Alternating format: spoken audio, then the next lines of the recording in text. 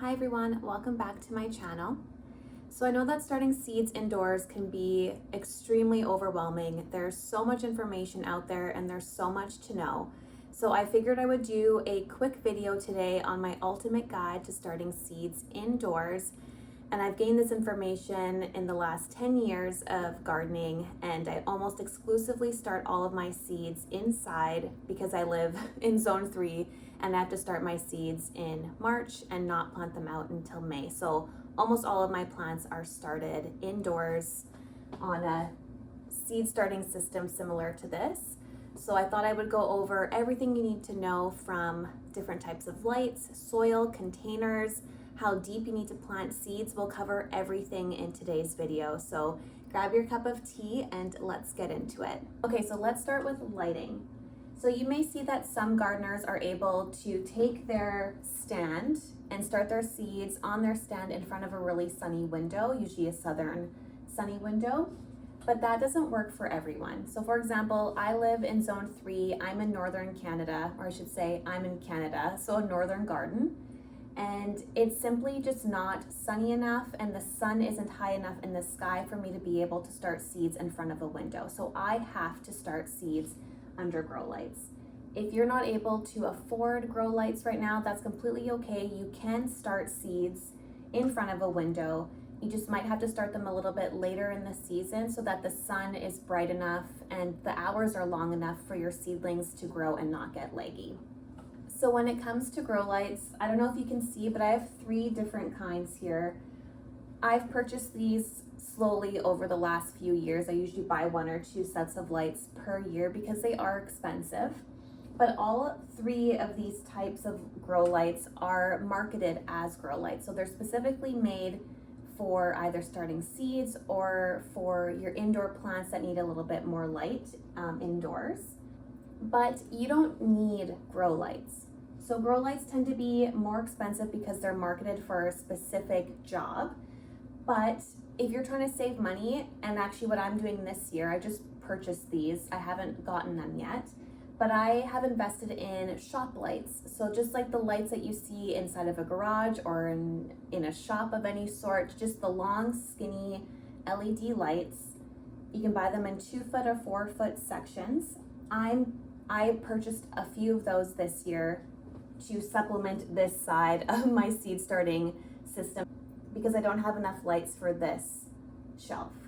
So if you are looking to get some shop lights, there are just a few things that you need to keep in mind. You want to make sure that the shop lights are about 2,000 to 5,000 lumens and have a color scale of around 5,000 K. As long as they have those 2 units marketed on the box or on the light wherever you're buying them, they'll be sufficient enough to start your seedlings. So moving on equipment wise, you definitely need a fan of some sort to blow air on your seedlings when you're starting seeds indoors. And that's for several reasons. So if you think about your plants or seedlings, if they were out in the wild and they're growing naturally, those seedlings and plants would be exposed to wind, so they'd be swaying back and forth in the wind constantly. And that swaying back and forth actually helps strengthen the stem of the plant, so you get a thicker stem, it's stronger, it doesn't flop over. So a fan kind of helps mimic that in an indoor setting. Another thing that fans are great for is that they move the air around your seedlings, and airflow is really, really important, not only for starting seeds indoors, but also outdoors as well. When you don't have enough airflow, you tend to get things like mold or mildew on either your plants or on your soil. And I find that if I don't have a fan when I'm starting seeds indoors, I end up getting like white mold or mildew on the top of my soil. And it's simply because the soil is staying so damp that mold is able to grow. And that can actually cause something called dampening off, which will essentially rot out your seedlings and will end up giving you really poor either germination rates or just successful and healthy plants. So to prevent all of that, having a fan blowing consistently on your plants really, really helps not only strengthen them, but also prevent that mold and rot from happening. So next we have containers, and I could probably do a whole video on containers alone, really the only thing that you need to keep in mind is that you can use any container that you'd like to start seeds as long as there's a drainage hole. But there are some pots that I recommend not using, which I'll get to in a second. But as you can see here, I have a variety of different pots that I've used over the years. So I have your standard 4x4 pot here. There's two little lavender growing here. It's a little bit of a sad pot, but anyways, this is a 4x4 pot container, and this one's like pretty robust. So the sides are really thick. They're not that flimsy plastic that breaks after one season. If you are going to invest in pots, in plastic pots in particular, I really do recommend that you get some good quality containers.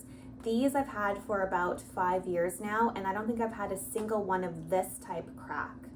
Whereas, if you look at this container, this one's a 4" by 4" pot as well, and it's a lot flimsier. So I can squish the sides of this pot, and if you can see, the sides are cracked on both sides. So I'm still reusing these pots. I reuse them until I literally can't use them anymore.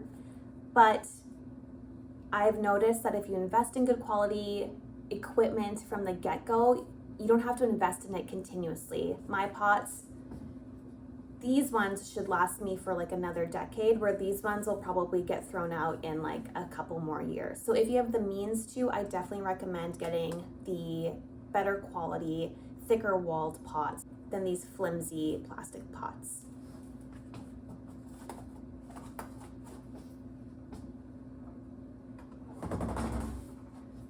But like I said, you can grow plants in anything as long as you can put some drainage holes in the bottom. So I have some more lavender here. I winter sowed these, so I put this milk jug outside and then brought it in so that the lavender can germinate. And so I just have it now in the bottom of this milk jug that I cut the top off of, and I'll probably leave these in here just because there's just a few plants. These should stay fine until I'm able to plant them out in the spring, but that's one example. I've also planted in red solo cups. These are great. I've planted almost all of my peppers in previous years in red solo cups because they're like a perfect size to start peppers. Just make sure that you put a drainage hole in the bottom, and then they're good to go. And they're also great because you can easily write with Sharpie on the outside of the red solo cups, and it's really clear what you labeled, or it's really clear what's inside of the pot because your label stands out so well. You can also get little seed trays like this that have smaller individual cells. These are great for starting things, and then you would transplant them into a larger container after.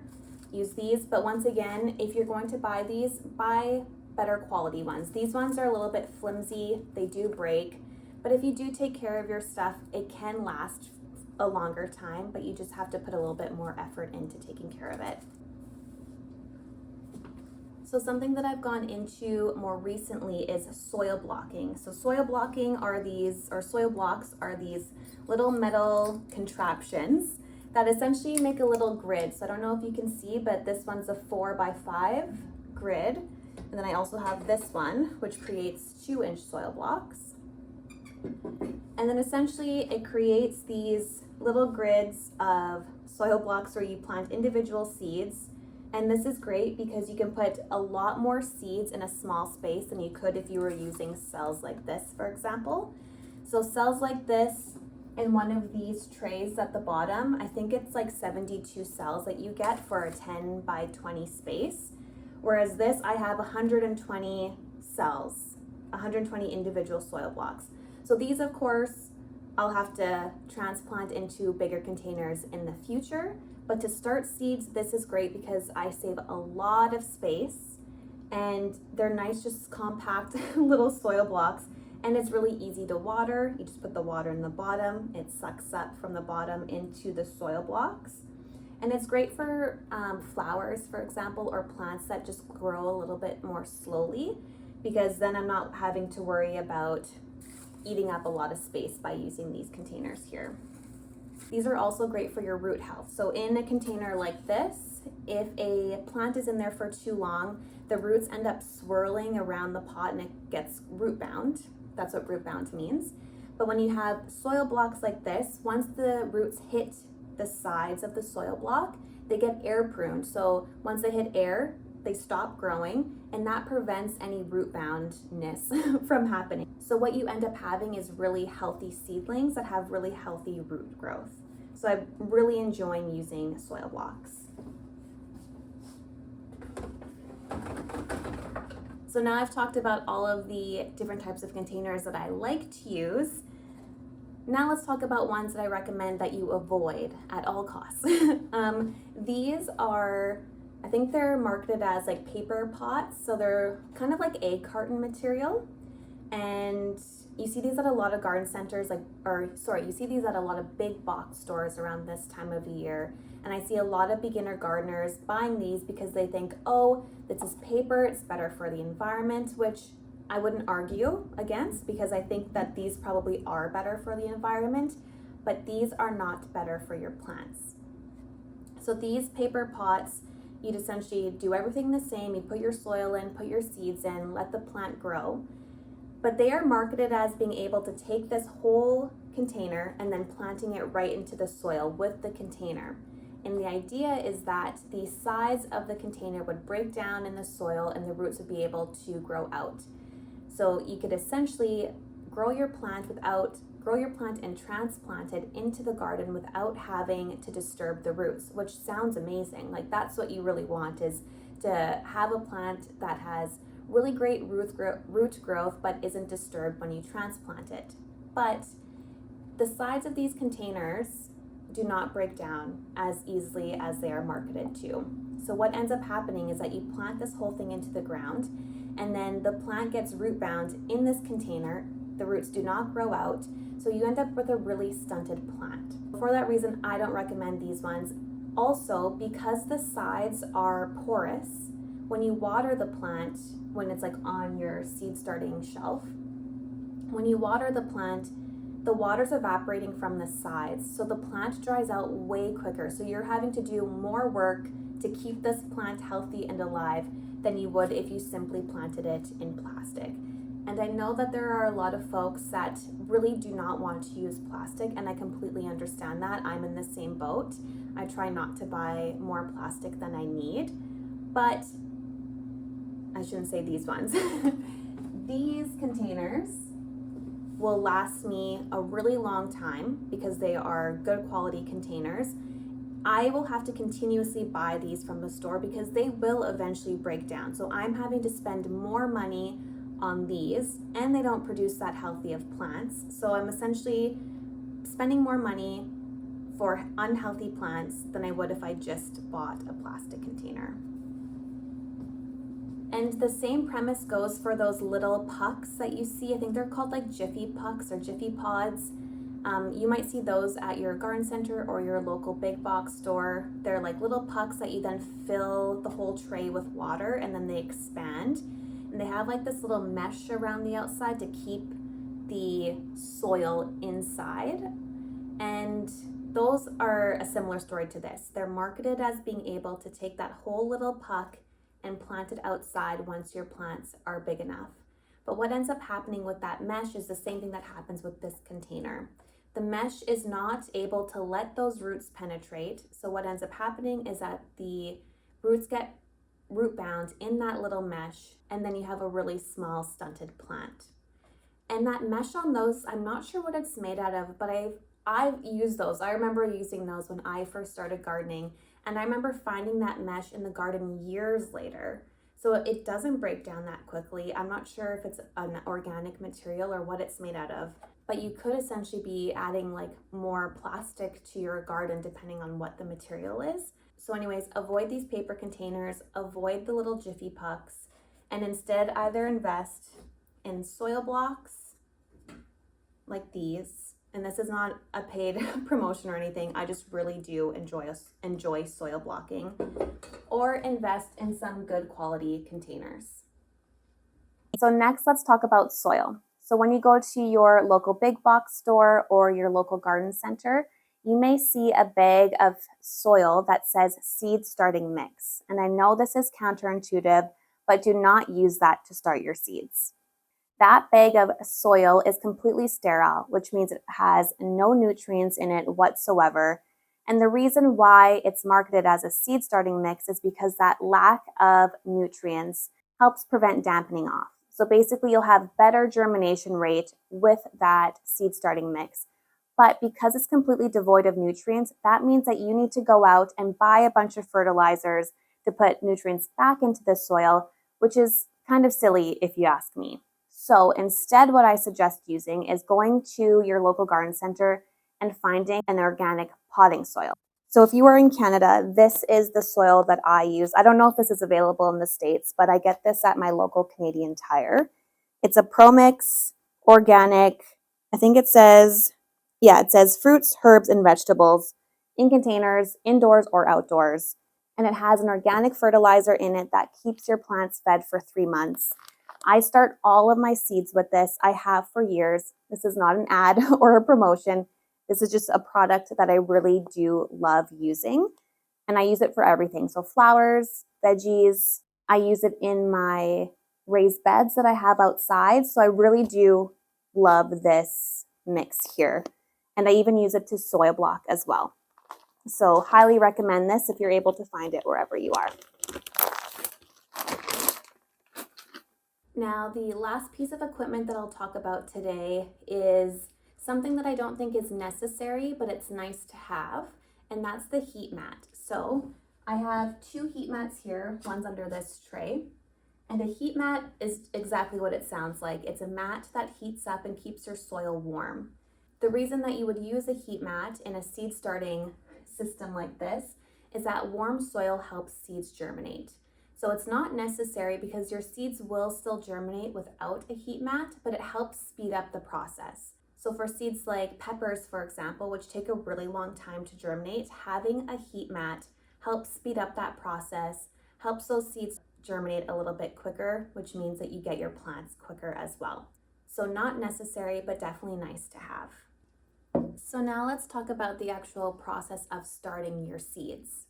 So one of the first things that you want to do when you are starting your seeds is check the back of the package and make sure it's the right time to start those seeds. So first step, usually they'll say like start 6 to 8 weeks before your last frost date or 10 to 12 weeks. So just make sure that you are timing the starting of your seeds properly. So today I'm going to be starting some asparagus seeds because it is time to start them where I am in zone 3.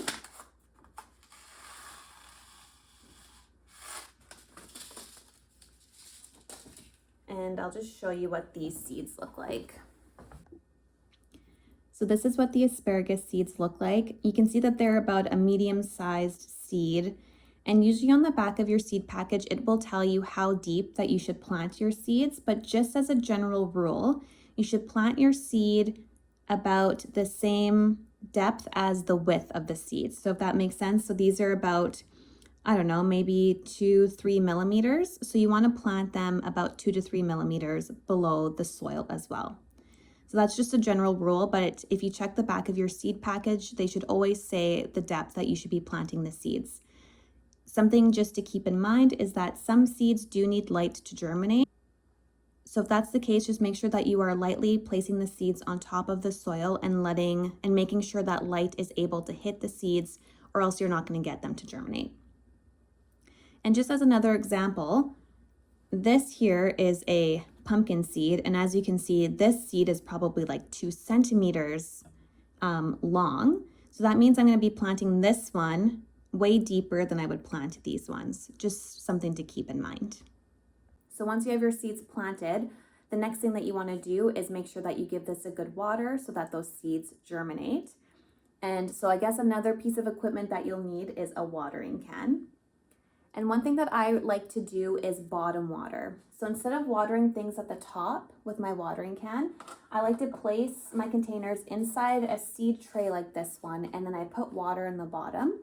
And this helps the water soak in through the bottom of the container, which encourages the roots to grow downwards. So you just end up with a healthier root system this way.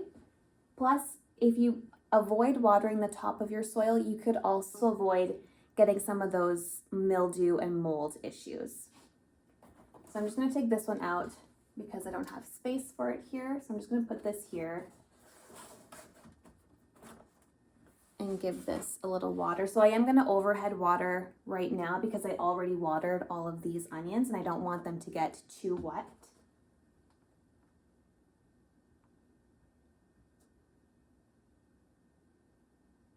So I know a lot of gardeners are guilty of this, but make sure that you label your containers. I know I'm guilty of it. Asparagus doesn't look like anything else except for asparagus, so I know that this is going to be asparagus when the seeds germinate. But if you are growing a variety of peppers, for example, and you want to keep track of which variety of peppers that you're growing and putting where in your physical garden later, make sure you label them. So I have a bunch of different labeling systems that I use that I've kind of collected over the years. So I have this, for example. I have little clothespins that I write the name of whatever plant that I'm growing. I don't know if you can see that there. I like this system because I can easily remove these. They're not sitting in the soil so that they don't rot because it is just wood. And sometimes if you have a wooden label, like these ones, for example, you will find that these start to get a little bit moldy and rotten at the bottom. So I do like the clothespins. I also have small little plastic labels, but I just moved so I can't find them right now. But those are also great, but I do tend to lose those in the garden, which isn't great because I'm then adding plastic to my garden. So I like the clothespins, but I have also had a lot of success just writing the name of the plant and the variety on the sides of the containers with a Sharpie. So this, you can see it says green zucchini. That's from last summer. So it does stay on pretty well, but if you can find a UV resistant Sharpie, even better. So this is just a regular Sharpie, but if you are going to do some investing in your seed starting system this summer, I definitely recommend getting a UV resistant marker. That just makes sure that your pen or your marker doesn't fade in the sun. So now that you have your seeds planted in some soil in a container that should be labeled, you're going to place it under a grow light. One of the mistakes I see beginners make all the time is that they don't have their grow light close to their plants. So I often see people have their grow light system or their seed starting system with their lights attached to their shelf like this.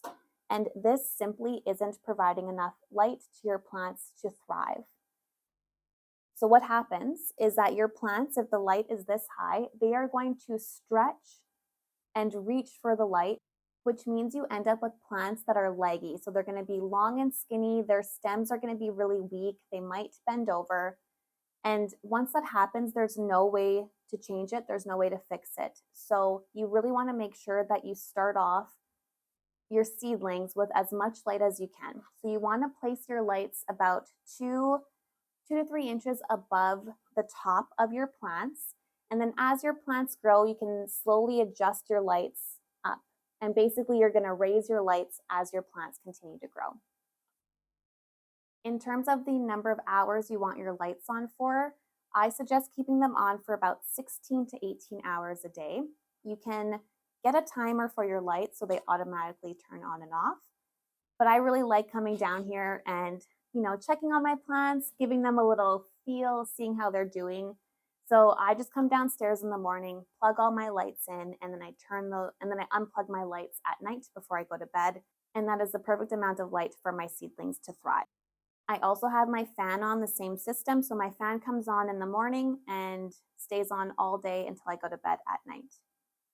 So like I said earlier, I suggest bottom watering all of your plants. So putting all of your containers in a tray like this, adding water to the bottom, and then it'll suck up from the bottom. This will prevent the tops of your soil from getting moldy, which will help your plants thrive. And then the last thing I'm going to talk about today is fertilizer. So like I mentioned earlier, the ProMix soil that I suggested or recommended has enough fertilizer in it so that it feeds plants for up to 3 months. So I don't find that I need to fertilize my plants very often. But if I do, the only thing I use on seedlings is a either kelp extract or fish extract. You can also get these usually from your garden centers. This is an organic seaweed concentrate, and this is super concentrated. So you just take a small amount of this and you put it into an entire watering can, and then you use that to water your plants. I like using this because it's not a harsh fertilizer. It's not going to burn my plants. It just kind of gives them an extra boost. But like I said, I usually don't find that I need to fertilize any of my plants. And when plants are seedlings, you're actually more likely to harm your plant by fertilizing them than helping them. So be very cognizant and careful of what you're giving your seedlings when they're still seedlings, and try not to overdo it when it comes to fertilizer. So I hope this video was helpful in your seed starting journey. Please let me know if you have any questions or comments down below, and I will do my best to answer them. I hope you have a great week in the garden or seed starting room, wherever you are, and I will see you next time.